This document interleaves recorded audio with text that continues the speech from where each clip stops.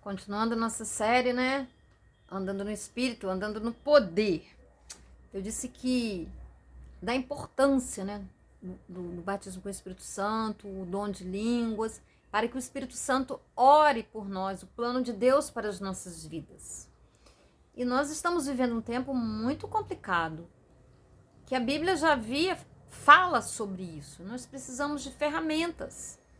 Nós precisamos estar encharcados do Espírito. E por alguns motivos isso foi tirado de nós. O próprio inimigo, eu faço essa leitura, ele se incumbiu de um plano para poder fazer com que as pessoas, isso gerasse polêmica nas igrejas, entre as pessoas, uns concordam, discordam, diz que a linguagem em língua não é para os nossos dias. Como não é? Se a Bíblia fala disso, e ela fala em vários lugares para nós orarmos assim. Eu entendo que há pessoas que falam, mas não dão frutos. E aí? Não dão frutos. E a gente precisa dar frutos, porque o primeiro propósito da oração em línguas é a nossa edificação. É trabalhar em nós tudo aquilo que Jesus já nos libertou, mas que ainda precisa ser lapidado. Precisamos entrar no processo de santificação e ele nos ajuda nisso aí. Tem coisas a respeito de nós mesmos que nós não conseguimos identificar sozinhos. E ele ora por nós através de nós. Olha, eu fui batizada em 2001, dia 13 de março de 2001. Tem 22 anos. E quando eu fui batizada, alguém orou para mim, ministrou, né? Num momento de guerra, de luta, de eu estar lutando com uma pessoa que eu amava, né? Que se tornou parte da minha família, né? E eu não sabia nada de lidar com libertação, né? Porque há pessoas que realmente ficam endemoniadas. E eu não sabia, e eu recebi esse batismo para eu ter forças para lutar, para eu ter estratégias, para eu ficar guardada ali, sabe? E eu, por incrível que pareça, eu não sabia como funcionava e ninguém sabia me explicar, sabe? Eu sabia que funcionava, que quando ele se manifestava, eu orava, desmanchava ali, caía no chão. E eu ficava, na época eu tinha 2 crianças pequenas, e havia manifestação, essa coisa toda, e eu não sabia o que fazer, e eu ficava, né, agoniada, e eu começava a orar, né, a fazer aquilo que eu achava que era por ali. Mas enfim, a oração em língua, o primeiro propósito dela é para nos edificar. Mas voltando na polêmica, no século XVIII, XIX, né, houve esse reavivamento nos Estados Unidos, na Rua Azusa, né? Mas o que aconteceu? Muitas pessoas não souberam lidar com isso. E começaram, como eu falei, a serem batizadas, mas não saberem lidar, primeiro, como eu falei, para edificação própria. Depois vem o derramamento dos outros dons, porque se você não está pronto, Deus usa quem ele quer, a hora que ele quiser, tá? Ninguém coloca ele na caixinha. Mas veja bem, uma pessoa que vai trabalhar, que através do batismo de fogo, adquire aí, né, recebe aí o dom de cura, de milagres. Como que ela vai sair por aí fazendo milagres e ao mesmo tempo tendo mau caráter? Não tendo edificado o caráter dela. É uma coisa estranha, não é? Uma coisa sem sentido. Então, o primeiro foco é nós nos trabalharmos. Nós alinharmos a nossa vida, o nosso comportamento, a nossa conduta, para posteriormente, continuando nessa pegada aí da oração, de passar tempo em oração, nós estarmos preparados, né? Porque são muitos os dons. É profecia, que é um dom maravilhoso, que é necessário nas igrejas. É necessário porque muitas pessoas, através das profecias, elas são convertidas. Você nunca viu aquela pessoa, o Espírito Santo te dá a revelação. Te dá no sentido daquela pessoa ver que Deus sabe da vida dela, que ele tá ali naquele negócio. E trazer profecia para a igreja também, né? Que é importante. Mas então, as polêmicas giraram em torno disso. As pessoas diziam, né? Às vezes até orgulhosas, terem o dom, falarem, mas não produziam frutos. Então a gente não quer isso não. Para que vai querer isso? Ou então, essa indisciplina dentro da igreja. Porque lá, Paulo fala lá em Coríntios, né? 2, no máximo 3, orando, que tem intérprete em voz alta. Se não tiver, ora em silêncio. Ora baixinho, tá? Tem que ter ordem. Tudo de Deus é com ordem. Mas continuando. Toda vez que você der ao Espírito Santo a oportunidade, ele usará essa linguagem para orar o seu chamado, para orar o plano de Deus para as nossas vidas. Ele se emprestará a você à medida que a sua fé permitir que ele seja ativado dentro do seu espírito. Ele tirará de você tudo que Jesus já o libertou e o colocará em tudo que Jesus disse que você é. Isso é maravilhoso, não é? Pode entrar para o seu quarto, orar 1 hora, meia hora. Eu estou fazendo almoço, eu estou orando, eu estou lendo a Bíblia. Eu já acostumei a ler a Bíblia orando em línguas. Qualquer livro que eu estiver lendo, eu estou orando em língua. Eu estou vendo uma série, eu estou orando em língua. Por quê? Eu estou emprestando, né? O Espírito Santo está ouvindo de Deus, está orando em mim aquilo que Deus tem para minha vida. E é através da minha língua. Então a minha mente pode estar ocupada com outras coisas. Não vai estar ocupada com loucuras, né? Com besteiras. Mas eu vendo uma série, eu lendo uma coisa bacana, eu vivendo ali naquilo que Deus tem como proposta para a vida dos cristãos, posso orar. Só não vou orar hora que estou dormindo, hora que estou comendo, hora que estou falando. Aí não. Mas fora disso, por isso que Paulo fala, orar o tempo todo, né? E a gente pode orar todo o tempo. O plano de Deus para você está no Espírito, e o Espírito Santo está em você. Ele prescruta o seu coração. Ele faz tudo isso com a intenção de orar este plano, a mente de Deus a seu respeito dentro da sua vida. Ele nos enche em batismo e prevê o plano de Deus para as nossas vidas. Isto é muito mais que maravilhoso do que poderíamos esperar. É uma linguagem sobrenatural que ele traz consigo para nos ajudar a encontrar o plano perfeito. O maior fenômeno de todos, realmente. Pedir a interpretação, nós devemos pedir, porque não é tradução. Às vezes a gente pensa assim, é tradução, vou traduzir. Não, não. Às vezes uma palavra que você diz tem uma mensagem enorme. E talvez várias palavras tenham uma mensagem menor. Isso é muito relativo. Então não é tradução, é interpretação daquela mensagem que Deus tem para nós. Deus teve que inventar essa linguagem, emprestá-la a nós até nós chegarmos ao céu. Que bacana, não é verdade? Que coisa tremenda. Isso pode parecer estranho para você. Isso pode parecer diferente. Você pode até desligar o vídeo e falar assim, vou ficar ouvindo essa mulher falar isso não. Meus amados, mas isso é muito sério, isso é muito especial, isso é muito maravilhoso. Olha aqui, ó. Depois que a gente chegar no céu, essa linguagem cessará. Não precisaremos mais, tá? Meu plano inteiro de redenção para toda a eternidade. Seja lá quando o diabo vier contra você, não se preocupe com isso. Por causa das suas enfermidades, eu estarei fazendo intercessão por você de acordo com este plano. Embora você saiba somente em parte, eu orarei a parte que você precisa. Olha, eu fui muito usada lá na igreja, né? Lá na minha cidade, usava muito em cura.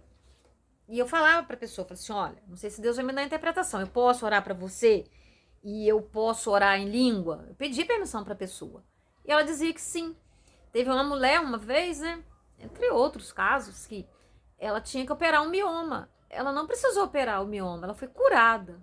Glória a Deus. Uma outra amiga com pedra também na vesícula. Eu orei dentro do ônibus para ela, em língua. Eu não sabia como orar, não sabia o que ela tinha. Ela não precisou operar. Ela foi, né? Depois, 10 anos depois, mais de 10 anos, 15 anos depois, aquilo voltou, entendeu? Tô falando isso que ela pode até ouvir esse vídeo. E ela teve que operar, mas pelo menos naquele tempo, vomitando como ela estava passando mal, né? E a gente vê aqui, ó, lá em Romanos 27, 28. Existe uma troca sobrenatural que acontece enquanto nós oramos em outras línguas. De acordo com o que está escrito aqui em Romanos. E aquele, o Espírito Santo, que sonda os corações, sabe qual é a mente do Espírito. Porque segundo a vontade de Deus, é ele que intercede pelos santos. Sabemos que todas as coisas cooperam para o bem daqueles que amam a Deus, daqueles que são chamados segundo o seu propósito. O que significa aquele que sonda os corações? Significa que o Espírito Santo sonda seu coração com a intenção de remover tudo que é contrário à vontade de Deus, seu Pai, o edificador. Então o Espírito Santo coloca em seu coração o plano que ele ouviu para a sua vida pessoal antes do início dos tempos, quando Deus formulou o seu plano para você. Ele ora o plano perfeito de Deus para o seu espírito, em seu espírito, para que você não somente conheça o que você é chamado para fazer, mas como realizar este chamado no momento perfeito, na vontade e poder de Deus. Deus negocia seus planos e ideias naturais por meio da troca sobrenatural que é dele, através das línguas, para edificação pessoal. Mas aí tem que ser o homem espiritual, porque o homem carnal, quando ele não entende as coisas, ele critica, sabe? E uma vez eu ouvi essa frase e eu guardei. Quer ver a veracidade de uma coisa? Quanto mais ela é criticada, quanto mais ela é combatida, aí que a gente sabe que ela é verdadeira. Pelo menos na minha vida ela é muito verdadeira, na vida de pessoas que eu conheço. E eu tiro muito proveito disso. Glória a Deus. Sabe? Quantas vezes uma pessoa endemoniada, eu orava, sabe? E a pessoa tava dura lá, tava... né? Porque ele tenta fazer estrago com as pessoas, machucar o corpo da pessoa. E a pessoa voltava ao normal, sabe? Me lembro que um dia eu orando no meio da rua, esqueci que eu tava no meio da rua, o pessoal achou que eu tava doida, porque eu tava falando uma coisa que ninguém entendia. Mas eu levei a pessoa pra casa, coloquei ela dentro do meu carro, minha filha falou, mas você é doida? Eu falei, nem pensei. Botei ela atrás, ela endemoniada. Eu sei que a mãe era muito velhinha, e ele tava bêbado, endemoniado no meio da rua, todo duro, todo... E eu comecei a orar, e aí falei, não quer sair não, né? Comecei a orar em língua. Saiu. Aí eu pedi outra pessoa me ajudar a colocar ele no carro. As pessoas ficaram olhando pra mim com medo. Por que as pessoas estavam olhando assim pra mim? Ninguém quer me ajudar a botar o homem dentro do carro. Aí minha filha falou, mãe, você tava lá orando em língua no meio da rua. Falei, nem pensei. Eu queria tirar o rapaz do asfalto quente, botar no carro e levar pra mãe dele, velhinha, viúva. E assim eu fiz. E deu certo. Então, ó, apesar de tanto tempo Jesus ter vindo, ter falado isso, o Espírito Santo, né, ter se derramado, muita gente não acredita, muita gente ainda não pediu esse batismo, não faz uso. É uma pena, é uma perda. Olha, vou falar uma coisa, eu não sei o que seria de mim se eu não tivesse esse dom que Deus me deu para me ajudar nos meus desafios. Sabe, às vezes eu não consigo chorar, e quando eu não consigo chorar é porque o negócio tá feio. Sabe o que eu faço? Começo a orar em língua. Oro. Quando eu vejo as lágrimas, eu saio dali nova. Eu sei que eu estava orando? Não. Porque o Espírito estava orando por mim. As minhas necessidades que eu nem me dava conta. Eu sabia porque eu não estava conseguindo chorar. Tamanho eram os desafios, tamanho eram as angústias. E o Espírito veio orar por mim, veio me emprestar a linguagem. E aí, eu aprendi. E quantas outras coisas, né? Então é isso, amado. Eu espero estar sendo clara. Eu estou passando para vocês aquilo que eu prometi que ia passar, porque eu acho que é importante. E eu, em minha oração, né? Eu tenho vários temas para tratar com vocês, para estudar, fazer séries. Mas eu perguntei para Deus, qual o primeiro onde começar? Ele me deu, eu tenho ali a ordem. Tem 5 temas diferentes, mas o primeiro que ele mandou foi esse aí. Então nós vamos. Até quando? Não sei. Tem muitos capítulos aqui no livro, mas também vou intercalando com outras coisas, com outras pregações que Deus me der também, né? Porque vai ter gente que não vai querer ouvir isso, vai querer ouvir outras coisas, tudo bem. Cada um fica à vontade, cada um no seu tempo. É você com Deus, eu só vou fazer aquilo que Deus está me mandando fazer. Agora, as outras coisas não são comigo. Eu sou serva de Deus, filha amada e serva de Deus. Então, e você também se quiser, tá? Então, cada um fazendo a sua parte. Amém? Vamos orar? Deus amado, justo, fiel, querido, que nos deu esse presente maravilhoso, Pai. Que essas pessoas que estão me ouvindo, que queiram experimentar no sentido de receber, ó Deus, esse dom, esse batismo especial, que nos faz, nos capacita.